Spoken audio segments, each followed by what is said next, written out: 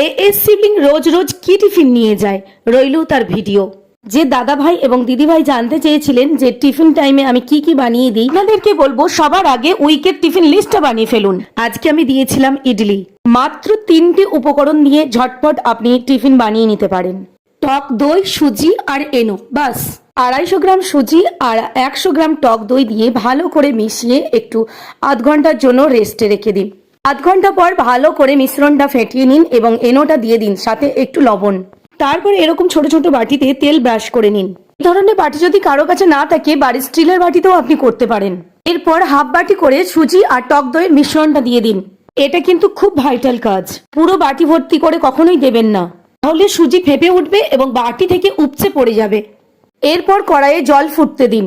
জলের পরিমাণটা হবে, যে বাটিতে আপনি মিশ্রণটা দিয়েছেন সে বাটির তলায় অবধি যেন জল থাকে, জল যেন উপচে পড়ে না যায়।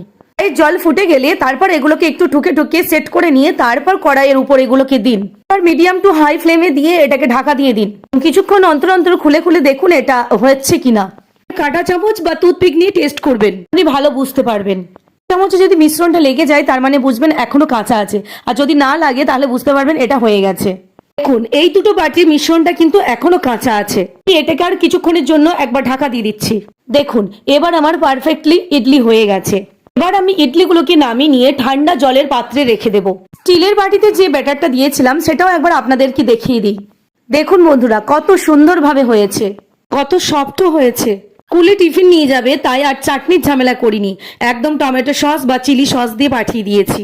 বন্ধুরা আপনারাও আপনাদের বাচ্চাদেরকে এভাবে বানিয়ে পাঠাতে পারেন। পেট ভরা জিনিস, হেলদি জিনিস চটপট বানিয়ে নেওয়া যায়, কোনো অসুবিধা নেই। তো বন্ধুরা ভিডিওটা কেমন লাগলো অবশ্যই কমেন্টে জানাবেন। ভালো থাকবেন, সুস্থ থাকবেন।